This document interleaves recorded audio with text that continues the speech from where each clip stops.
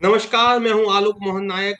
और आज चू चू की कप्पों में हम एक नई बात शुरू कर रहे हैं, एक नया सोपान शुरू कर रहे हैं। चू चू के साथ गप्पे, माने जो लोग हैं उनके साथ बैठकर हम गप्पे करें।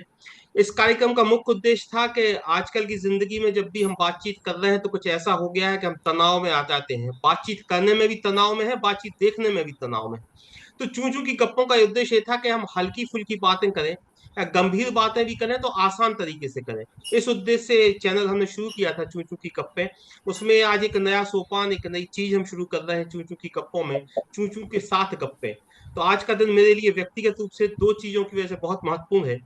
पहला कि हम एक नया सोपान शुरू कर रहे हैं, इसलिए एक महत्वपूर्ण बात है। दूसरा, वे सारे लोग जिनसे मैं बेहद प्रेम करता हूँ। आज मेरी जिंदगी का जो पहला फ्रेम जब बना, जब मैंने पहला शुरुआत की, तो चाहे देवदत्त भैया हो, सूर्यकांत भैया हो, या विनोद फोर्तेदार जी हो। जैसे कि एक फिल्म में अमिताभ बच्चन कहते हैं कि मेरी जिंदगी का तंबू इन बंबुओं पर है, एक भी बंबू खिसकेगा तो वह तंबू में दिक्कत आएगी। तो मेरी जिंदगी के जो महत्वपूर्ण बंबू हैं, वो चाहे विनोद फोर्तेदार जी हों, देवदत्त भैया हों, सूर्यकांत भैया हों, या जो एक दो लोग और ज्वाइन करेंगे, ये महत्वपूर्ण लोग हैं जो मेरी जिंदगी में हैं। तो मैं इमोशनल भी हूँ, भावनात्मक भी हूँ। एक मेरे नए दोस्त है कौशल कांत मिश्रा, जो अभी आए हैं, जो डॉक्टर है, जो मैं इनसे कहता हूँ कि मेरी जिंदगी के कृष्ण है। जब भी मैं कष्ट में आया दिल्ली में पिछले 20-25 सालों में, कौशल हमेशा मेरे साथ रहे। तो आज का ये फ्रेम इसलिए भी इम्पोर्टेंट है कि इस फ्रेम में वे तमाम लोग हैं जो मेरी जिंदगी में महत्वपूर्ण हिस्सा निभाते हैं, महत्वपूर्ण बात निभाते हैं। तो चलिए मैं शुरुआत करता हूँ देवदत्त दुबे जी से। देवदत्त दुबे जी एक वरिष्ठ पत्रकार हैं और मेरे गुरु भी हैं, जो मुझे सेंट जोसेफ कॉन्वेंट स्कूल के डेस्क से उठा के लाए और सीधा अखबार के एक दफ्तर में बिठा दिया और मैं पत्रकार हो गया। तो बहुत कम उम्र में मैंने पत्रकारिता शुरू की। तो देवदत्त भैया की उंगली थाम के मैं इस बाजार में, इस दुनिया में पत्रकारिता के आया, और उनके साथ प्रोग्राम करना मेरे लिए निश्चित ही महत्वपूर्ण बात है। तो उन्हीं से शुरुआत करते हैं। पहला सवाल, देवदत्त जी आप कुंभ में गए थे। इस पूरे कार्यक्रम का जो विचार है कि कुंभ के बाद क्या, तो उन्हीं से मैं शुरुआत करता हूँ। देवदत्त जी आप जो कुंभ में गए थे और जब लौट के आए, तो आपका पहला अनुभव कैसा रहा, कैसा लगा आपको कुंभ?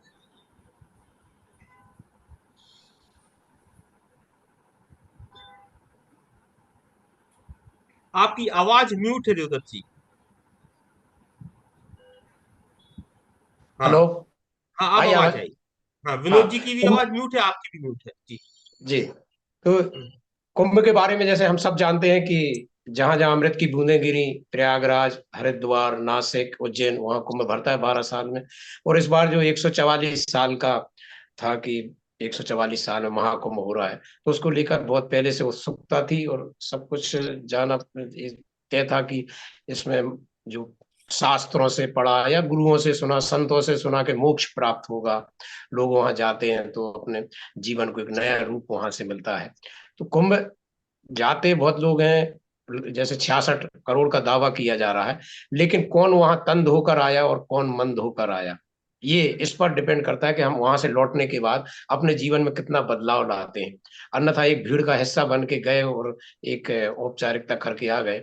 जैसे कि सबको सही बात पता है कि सांच बराबर तप नहीं, लेकिन कितने लोग जीवन में सांच बोल पाते हैं, सत्य बोल पाते हैं। ऐसे कुंभ को कौन मन धो पाया है, ये समाज में यदि बदलाव दिखे जैसे हमें, कि जब 66 करोड़ लोग यदि नहा के आए हैं और वाकई में उन्होंने यदि मन धोया है, तो समाज में बहुत बड़ा बदलाव आएगा। झूठ, छल, कपट, फरेब ये गायब हो जाएगा, क्योंकि इतने लोग जब अपना मन धो के आएंगे, अच्छा निश्चल होके आएंगे, तो समाज में ऑटोमेटिक इतना परिवर्तन दिखेगा। और यदि ये परिवर्तन नहीं दिख रहा है, तो हम मानेंगे कि जैसे घर में नहाया ऐसे कुंभ नहाया और इतनी परेशानियों में या जाम में फंसे और उस भीड़ में गए।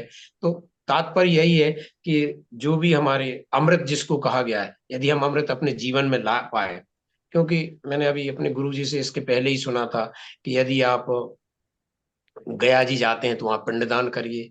आप यदि काशी में जाते हैं तो मंदिर ढूंढिए, कितने ढूंढे मुंडे।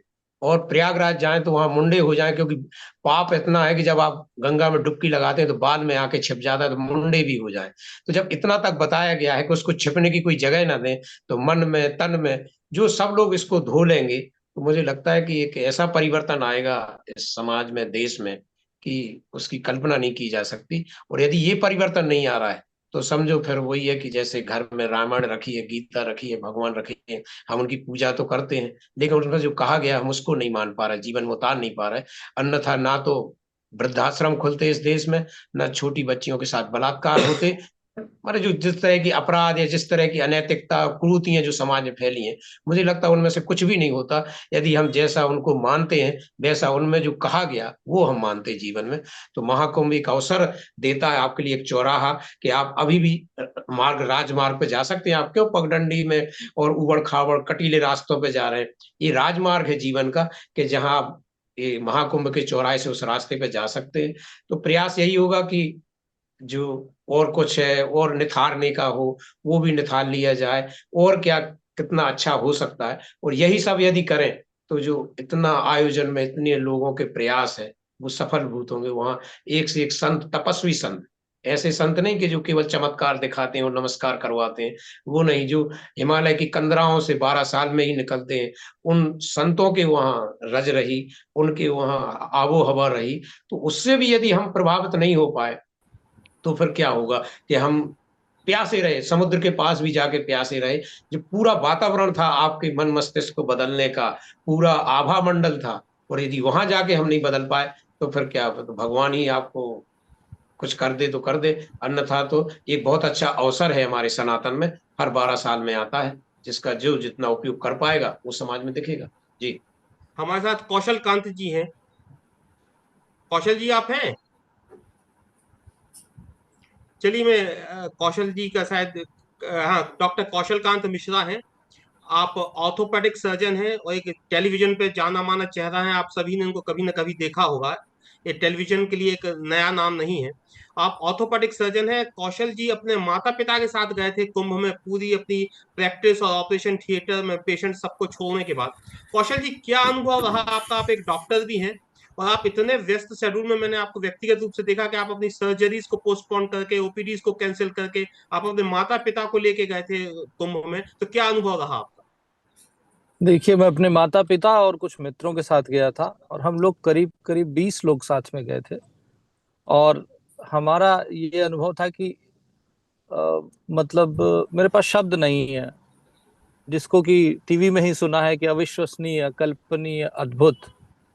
मैंने इतना बड़ा समागम कभी नहीं देखा था, लेकिन मुझे अभी दुबे जी की बात सुनी और मुझे अफसोस हो रहा है कि मैं अगले 144 साल तक जिंदा नहीं रहूंगा। नहीं तो अगली बार कुंभ में डुबकी लगाता और बाल जरूर काटता, क्योंकि सारे पाप तो बाल में ही फंसे रह गए। और मुझे अफसोस इस बात का है कि ये सनातन परंपरा जो ज्ञान और जो मतलब, अगर हम हिंदू हैं तो ये जो दुबे जी ने बताया ये सही भी होना चाहिए, लेकिन ये ज्ञान मुझे नहीं मिला। अफसोस इस बात का है कि हम पूरी दुनिया का इकलौता सबसे बड़ा सनातन धर्म का देश है, और उसके बाद भी ये सनातन का ज्ञान एक हिंदू, एक ब्राह्मण परिवार में पैदा होने के बाद भी मेरे को नहीं मिल पाया। तो कहीं ना कुछ तो मिस कर रहा है, कुछ ना कुछ कमी है, कि ये ज्ञान सभी हिंदुओं को एक जनरेशन से दूसरी जनरेशन में ट्रांसफर नहीं हो रहा है। और मैं सिर्फ ये कहना चाहूंगा कि जैसे बहुत पहले अमेरिका के राष्ट्रपति आए तो उन्होंने कहा था कि दुनिया में दो तरह के लोग हैं, कि जिसने ताजमहल देखा और जिसने ताजमहल नहीं देखा। तो आज के समय में दुनिया में सिर्फ दो तरह के लोग हैं, जो कुंभ नहाए या जो कुंभ नहीं नहाए। बस यही मैं कहना चाहूंगा। हमारे साथ विनोद फोतेदार जी हैं। विनोद जी आईटी के आदमी हैं और आप ऑरेकल से लेके दुनिया भर की तमाम बड़ी मल्टीनेशनल कंपनीज में काम करते रहे हैं। आपने पूरी दुनिया घूमी है और पूरी दुनिया घूमने के बाद आपके मन में अचानक विचार आया कि यार दुनिया घूमने में वो मजा नहीं है जो अपने देश में है। तो एक झटके में ऑरेकल जैसी बड़ी कंपनियों को इस्तीफा देकर ये भारत में आ गए वापस, और यहाँ पे इन्होंने सस्टेनेबिलिटी, एनर्जी और वेस्ट मैनेजमेंट जैसी कई चीजों पर काम किया है। तो विनोद जी, क्या कुंभ के बारे में आपके विचार हैं? और दूसरा, हमारे और आपसे जो गंजे लोग हैं उनको ये फायदा है कि पाप अपने जो है कहीं छुप नहीं पाएंगे। अगर अपन दोनों जाएंगे नहाने तो अपन को फायदा रहेगा कुंभ के लिए, अपन को बिना मुंडन के भी काम हो जाएगा। विनोद जी, क्या है कुंभ के बारे में आपके विचार? देखो, एक एक पॉजिटिविटी तो ये है कि अगर पॉजिटिवली देखें इस चीज को, 60 करोड़ से ज्यादा लोग जो है कुंभ का स्नान करने चले गए। तो उसका मतलब ये है कि सबके दिमाग में, ये 60 करोड़ लोगों के दिमाग में मोक्ष प्राप्ति की जो है इच्छा है, और एक स्पिरिचुअल जर्नी को अडॉप्ट करने की इच्छा है। अनलेस कि उनके दिमाग में कोई कंफ्यूजन है कि वहां जाके केवल नहाने से हमारी पाप धुल जाएंगे और आगे वाले पाप जो है वो शायद नहीं करें, और अगर करेंगे तो फिर वो गंगा स्नान नहा करके उनको भी धो ले। तो अगर वैसा नहीं था दिमाग में, और जितने लोग कुंभ नहाने अभी गए, मेले में गए, तो ये बहुत बड़ी संख्या है। 60 करोड़ लोग ये इच्छा लेके जाना कि मोक्ष प्राप्ति करनी है और स्पिरिचुअल जर्नी को अडॉप्ट करना है, ये बहुत अच्छी चीज है। एक तो पहला ये मतलब बहुत पॉजिटिविटी आती है, बहुत बड़ी बात है। बहुत सारे देशों की तो जनसंख्या ही इतनी नहीं है जितने हमारे यहाँ मोक्ष प्राप्ति की इच्छा रखते हैं, स्पिरिचुअलिटी की इच्छा रखते हैं। तो मेरे ख्याल से अगर ये लोग और इनको देख के अभी बाकी सब लोग उस पाथ पे चलते हैं, तो इंडिया को डेवलप्ड नेशन बनने में 2047 तक वेट नहीं करना पड़ेगा। 2 या 3 साल में हम जो वास्तविकता और डेवलपमेंट होती है वो सेल्फ डिसिप्लिन, सरकारी डिसिप्लिन और बाकी चीजों से अचीव कर पाएंगे। ये एक। दूसरा, आप इसी में आप देखेंगे कुंभ में ही जो गए तो सेल्फ डिसिप्लिन की कमी काफी थी। जो दुर्घटना हुई या जो जो मोक्ष और स्पिरिचुअलिटी के पाथ पे जाने वाले लोग हैं, उनको थोड़ा सा, कुछ लोगों की जो गलती हुई उससे थोड़ी बहुत दुर्घटनाएं हुई, थोड़ी बहुत अव्यवस्था होगी। तो अगर वो उस क्लैरिटी के साथ वहां जाते हैं कि अगर कोई पहले स्नान कर लेता है कोई बात नहीं, क्योंकि स्पिरिचुअलिटी तो बोलेगी कि जो जा रहा है आगे उसको जाने दे दीजिए, तरीके से जाने दीजिए, भीड़ नहीं लगानी है नहाने की। तो कहीं वो थोड़ा कंफ्यूजन है लोगों के दिमाग में कि शायद केवल नहाने से जो है पाप धुल जाएंगे। तो वो कंफ्यूजन थोड़ा दूर करने की जरूरत है। तो ये मेरे को इसमें थोड़ा सा ये लग रहा है कि पॉजिटिविटी भी है और नेगेटिविटी भी वहीं से दिख रही है। तो आगे क्या करना है वो इसी में से निकल के आ रहा है। हमारे सेल्फ साथ हैं डिसिप्लिन। सूर्यकांत पाठक जी। हम लोगों ने समाज को, पत्रकारिता को रिपोर्टर के रूप में देखा, सूर्यकांत पाठक जी ने संपादक के रूप में देखा। वे जितने भी बड़े संस्थान हैं उनमें भी संपादक के रूप में रहे, चाहे एनडीटीवी हो, और बड़े बड़े संस्थानों में भी संपादक के रूप में रहे। तो मैं इससे पहले सूर्यकांत पाठक जी से सवाल पूछूं, मैं डॉक्टर दिव्या श्रीवास्तव जी का स्वागत करता हूं। आप सरकारी अफसर हैं, साहित्यकार हैं, और आप भी अपनी छुट्टी लेकर कुंभ नहाने गई थी, तो आपसे भी हम बातचीत जारी रखेंगे। तो सूर्यकांत पाठक जी से मैं अपनी बात शुरू करता हूं कि सूर्यकांत जी, हम लोगों को कुछ और देखना था, आपने कुछ और दिखाया। आपने आईआईटी बाबा दिखाया, आपने वो एक कन्या दिखाई, वो रुद्राक्ष वाली। हम लोगों को कुछ और देखना था, आपने कुछ और दिखाया। ये शिकायत है आपकी हमसे, हम लोगों की आपसे, क्योंकि आप एक हाँ संपादक के रूप में मैं बात कर रहा हूँ आपसे। हाँ, मीडिया से तो ये शिकायत बहुत स्वाभाविक है। मीडिया ने जो कुंभ था, कुंभ को लेके एक तो मैं कुछ चीजें आप लोगों के साथ शेयर करना चाहूंगा कि कुंभ को लेके एक तो जैसा देवदत्त जी ने कहा कि मोक्ष के लिए मार्ग था, ये सही बात है। मोक्ष का वो जो उसका मूल सिद्धांत है, मूल उद्देश्य है, वो मोक्ष प्राप्ति ही है। अमृत की वर्षा होती है, ऐसा माना जाता है कि जब कुंभ होता है तो अमृत वर्षा होती है, उससे मोक्ष का रास्ता खुलता है। लेकिन लोगों के कुंभ जाने के कारण अलग अलग थे। मुझे नहीं लगता कि सारे लोग मोक्ष प्राप्ति के लिए गए थे। बहुत से लोग तो बहुत जिज्ञासाओं के साथ गए थे, उनकी जिज्ञासाएं थी इसको लेके, कुंभ को लेके बहुत भारी जिज्ञासाएं थी लोगों की, अलग अलग तरह की। खासतौर पे जो 2000 के बाद की पीढ़ी, सन 2000 के बाद जो पैदा हुए लोग हैं, या उसके आसपास के नई सदी के 21वीं सदी के जो लोग हैं, जो यंग मैन हैं, उन लोगों को कुंभ को लेकर अलग अलग तरह की जिज्ञासाएं थी। वो एक फेस्टिवल की इसको ज्यादा मान रहे थे, उनके लिए आध्यात्मिक कम था। दिव्या जी आप म्यूट कर लीजिए। दिव्या जी आपका माइक ऑन है, दिव्या जी आपका माइक ऑन है, तो आवाज आ रही है। हाँ तो जी सूर्यकांत जी। तो इसको लेके बड़ा अलग अलग तरह की जिज्ञासाएं थी लोगों की।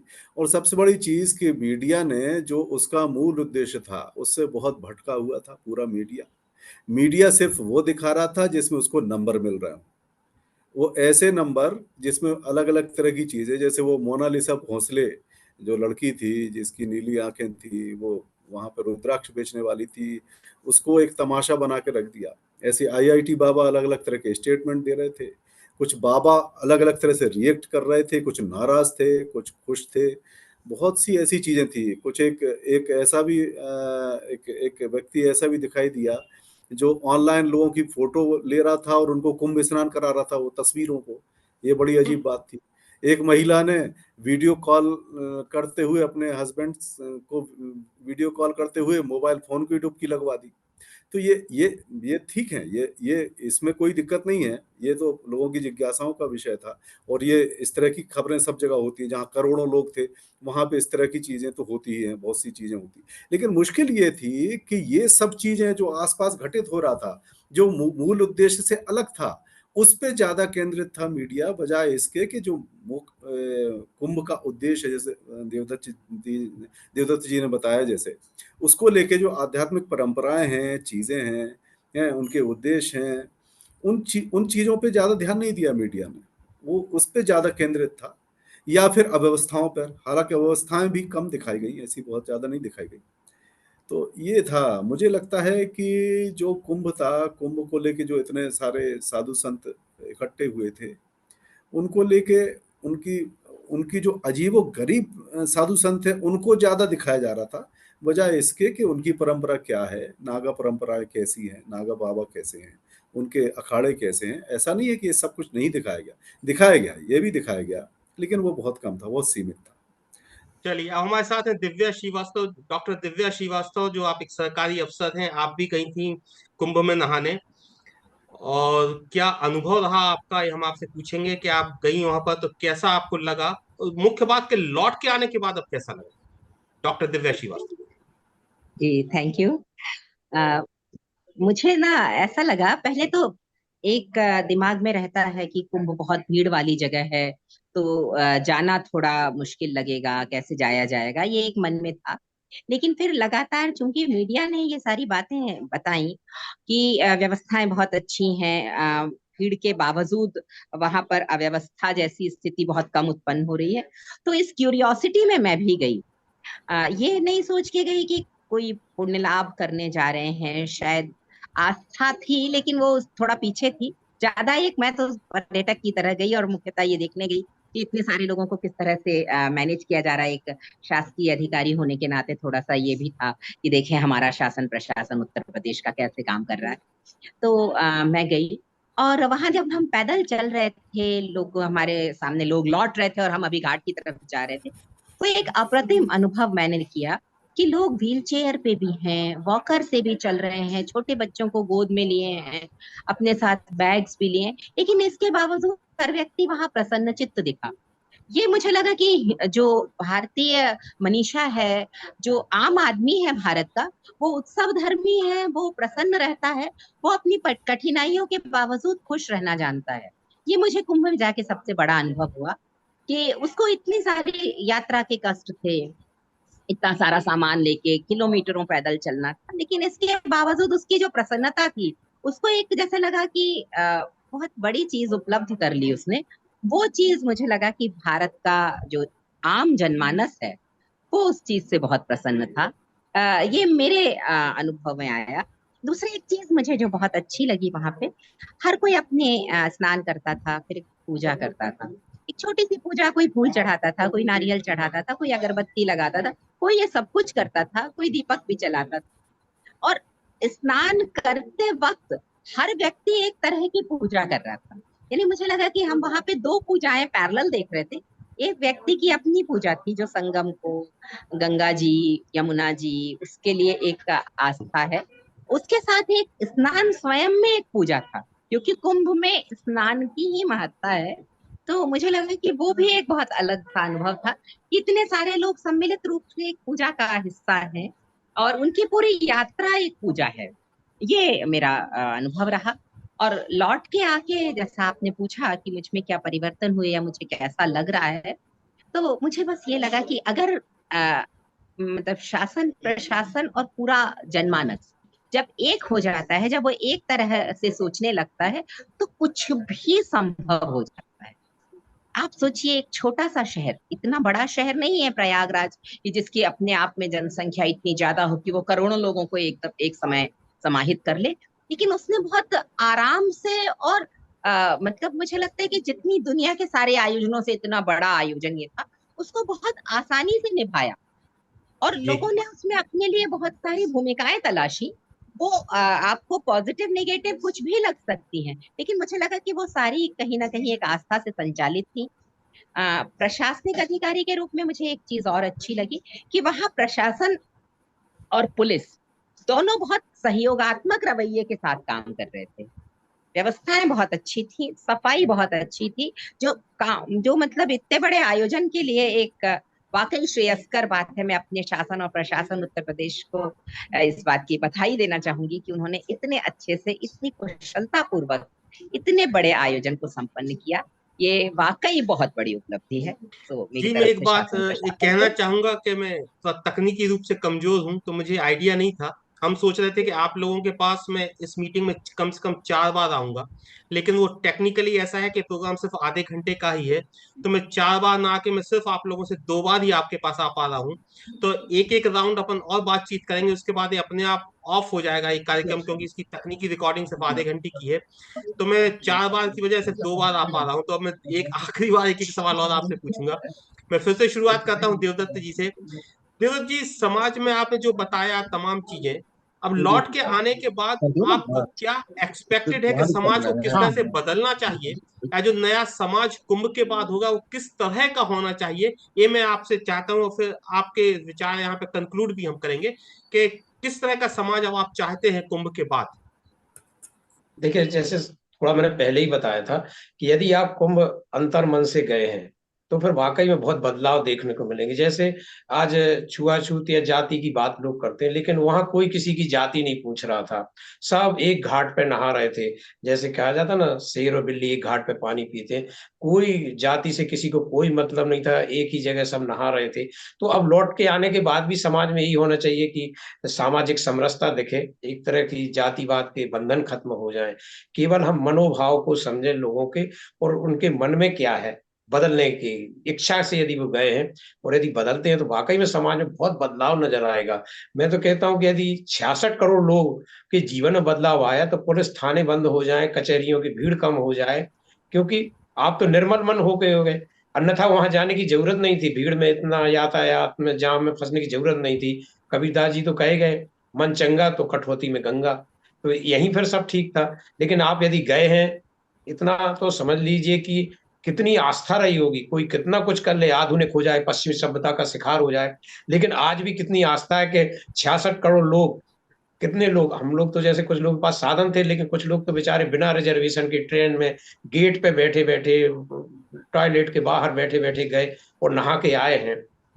क्योंकि उनको, आप कई कारण, एक आस्था देख लो, कुछ ऐसे भी लोग थे कि जिनको भय था कि हमने कुछ पाप किए होंगे। ये भी एक था मन में कहीं ना कहीं, क्योंकि लाख छुपा लो तुम अपनों को दूसरों की नजरों से, पर मन से छुपा कोई पाप नहीं होता है। और ये सुना कि पाप धुल जाएंगे, तो कुछ लोग इसमें भी गए होंगे। तो अब वो पाप ना करें, क्योंकि 144 बाद ऐसा मौका साल आएगा जब तक आप जीवित नहीं रखेंगे। तो ये एक परिवर्तन हो सकता है कि यदि आप इस भाव से भी गए हो कि हम पाप धो आए तो धो आए, अब पाप अब मत करो पाप, क्योंकि अब अवसर नहीं मिलेगा धोने का। तो मुझे लगता है कि वाकई में एक मील का पत्थर साबित हो सकता है, जिस संघर्ष के बाद लोग गए, जितनी परेशानियों में गए, और जो व्यवस्थाएं की, कितना आप देखो, हजारों लाखों लोग वहां व्यवस्थाओं में लगे हुए थे। कितने, आप तपस्या के हमारे रंग पास तो देखो। समय कम है, तो हम अब संक्षेप में सब लोगों से पूछेंगे। विनोद जी, आप बताइए कि क्या जो पुराना उद्देश्य था कुंभ का, हम उस उद्देश्य पर कायम है, या कुछ मामला बदल गया है, कुछ शिफ्ट हुआ है, कुछ बदला है उद्देश्य कुंभ का? जो मैं एक्सपर्ट तो नहीं हूँ, लेकिन जो मेरे समझ में कुछ ज्ञानी लोगों से बात करने के बाद समझ आता है कि कुंभ एक ऐसा समझ लीजिए कि एक कॉन्फ्रेंस की तरह, जो आज के युग में एक कॉन्फ्रेंस होता है, एक स्पिरिचुअल कॉन्फ्रेंस की तरह इसको समझ लीजिए। अब किसी अब एक स्पिरिचुअल गुरु के पास जब आप जाएंगे, जब उनके सामने बैठेंगे, तो ऑब्वियसली आप गंदे वंदे कपड़े लगा करके या बिना नहाए तो सामने बैठेंगे नहीं। आप मन को भी साफ करेंगे और तन को भी साफ करके ही बैठेंगे।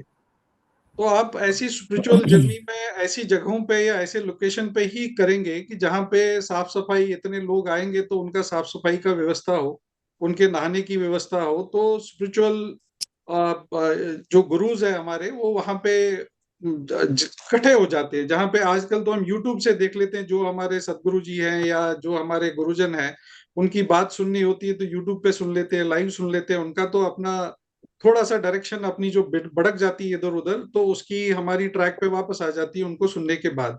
अब आप ये सोच लीजिए कि पुराने टाइम में अगर यही सब सुनना होता तो कहाँ जाएंगे? अब तो किसी संगम पे ही जाना हो। तो उस पॉइंट ऑफ व्यू से आप देखेंगे तो ये काफी अच्छा हुआ कि इतने लोगों ने इसमें पार्टिसिपेट किया। और वहां पे ये थोड़ा सा कंफ्यूजन ना रहे कि उनके पाप धुल गए। वहां जो सदगुरुओं की जो बातें सुनी, वहां पे जो गुरुजनों की स्पिरिचुअलिटी की जो बात सुनी, उस पाथ पे कंटिन्यू करें।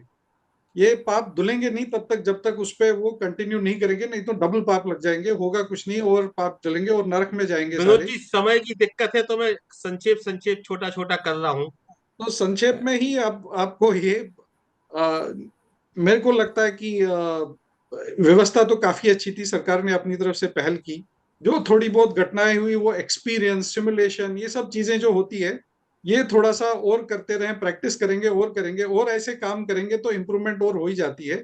एक सेल्फ डिसिप्लिन ही सीख के आए इसमें कुंभ में, और जो नहीं गए वो भी थोड़ा सीख ले तो देश बहुत आगे बढ़ेगा। और हमारे धर्म में और कल्चर में बहुत ज्ञान है, तो हमारे थोड़ा साथ फॉलो डॉक्टर करें। कौशलकांत मिश्रा हैं, तो हम उस बात का फायदा उठाएंगे कि वो डॉक्टर भी हैं, माने वैज्ञानिक भी हैं, और उनका राजनीतिक हस्तक्षेप भी है। तो मैं उनकी इस दोनों तरफ की चीजों का फायदा उठाते हुए उनसे दूसरी तरफ का सवाल ही पूछूंगा। डॉक्टर कौशल, आपको क्या लगता है कि कुंभ धार्मिक आयोजन के साथ साथ राजनीतिक आयोजन भी हो गया है क्या? मैं बहुत संक्षेप में आपसे जानना चाहूंगा। आलोक जी देखिए, मानवता के इतिहास का, जब से मानव धरती पे है तब से लेके आज तक का ये सबसे बड़ा आयोजन था। एक 60 लाख की आबादी वाले शहर में एक 60 करोड़ से ज्यादा लोगों के भक्त आए और उन्होंने स्नान किया। इस आयोजन में बहुत सारी कमियां हो सकती हैं, लेकिन बात यह है कि जिस तरह से लोगों ने एक दूसरे के साथ दिया, एक्सीडेंट्स के बेसिस पे हम ओपिनियन नहीं बना सकते। हम सर्जरी करते हैं, एक्सीडेंट होता है, पेशेंट एक्सपायर हो जाता है, इसका यह मतलब नहीं है कि हमने सर्जरी में कोशिश कम की। तो वो जो दुर्घटना है उसके बेसिस पे किसी भी घटना का, किसी विश्व की सबसे बड़ी घटना का आकलन करना मेरे हिसाब से समझदारी नहीं है, और ये एक प्रैक्टिकल अप्रोच भी नहीं है। अब बात रही कि ये धार्मिक आयोजन था या राजनीतिक आयोजन था। अफसोस की बात यह है कि अभी तक की जो सरकारें रही हैं, हिंदू धर्म के साथ तिरस्कारपूर्ण व्यवहार करती रही हैं। एक ऐसी सरकार आई है जो वैसा ही कर रही जो पुरानी सरकारें सारी धर्मों के साथ करती थी। हर धर्म का आयोजन ठीक से सरकारें करती थी, लेकिन जब सनातन या हिंदू धर्म की बात होती थी तो उसे अपना क्या कहते हैं, सेकुलरिज्म ज्यादा याद आता था। मुझे लगता है कि ये सरकार का आयोजन नहीं था, ये सरकार के ने सहयोग दिया था कि एक सनातन का आयोजन बहुत अच्छे ढंग से हो जाए। तो इसको राजनीतिक चश्मे से देखने का काम राजनीतिक करते रहेंगे। ये छोटा सा आयोजन हो या बड़ा सा आयोजन, में कोई भी घटना होगी उसके ऊपर हर राजनीतिक दल अपनी अपनी रोटियां सेकते हैं। उसके बेसिस पे आप इतने बड़े विश्व के आज तक के इतिहास के सबसे बड़े किसी भी आयोजन को राजनीतिक चश्मे से देखें, मेरे हिसाब से ये ठीक नहीं होगा। हम सिर्फ इसे आस्था के चश्मे से देखना चाहिए। और मुझे लगता है कि आजाद भारत के इतिहास में, या कहें कि हजारों सालों की गुलामी के बाद, एक ऐसा कुंभ हुआ है जिसमें सनातन का परचम पूरे विश्व पे लहरा रहा है, और हमें इस पे गर्व करना चाहिए। और हमारे लिए कुंभ, अगले कुंभ की कोशिश ये रहेगी कि इससे भी बड़ा आयोजन हो और हिंदू धर्म, भारतवर्ष और सनातन का परचम पूरे विश्व में इससे भी ज्यादा लहराए। यही कामना करता हूं मैं। जी, मैं सूर्यकांत जी से एक बात जानना चाहता हूँ कि धार्मिक आयोजन था लेकिन हमने उसका कवरेज राजनीतिक ज्यादा देखा। तो क्या मीडिया की ऐसी मानसिकता हो गई है कि आयोजन कोई भी हो हम उसमें राजनीति खोजेंगे? मैं आपसे जानना चाहता ये मीडिया की मानसिकता नहीं है, ये लोग खोजते हैं। ये मीडिया वैसे ही करता है जैसा उसका पढ़ने वाला देखने वाला चाहता है। लोग चाहते हैं, वो उसमें राजनीति ढूंढना चाहते हैं या पढ़ना चाहते हैं अखबार में, पत्रिकाओं में। तो मीडिया, आप ये मान के चलिए कि मीडिया तो समाज का दर्पण होता है।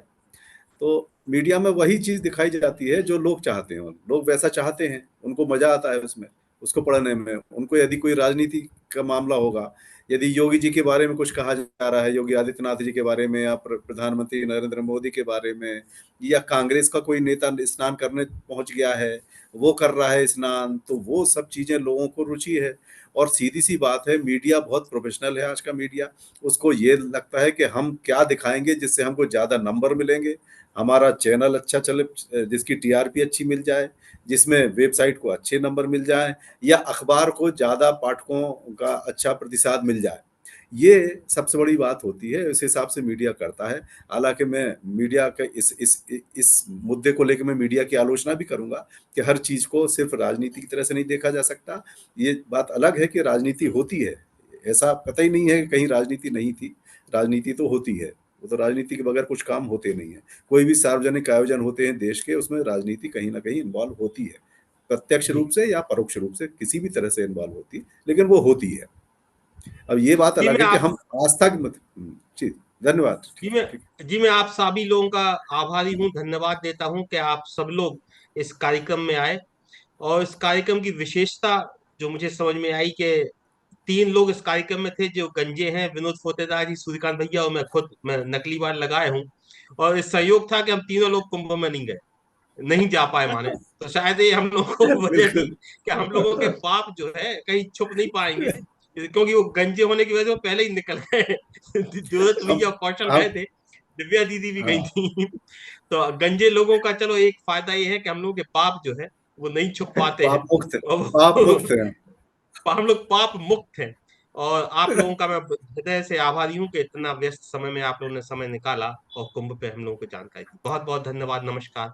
अब जल्दी जल्दी धन्यवाद। मिला करेंगे और गप्पे करते रहेंगे। नमस्कार। नमस्कार। पाठक जी। सूर्यकांत भैया नमस्कार। नमस्कार।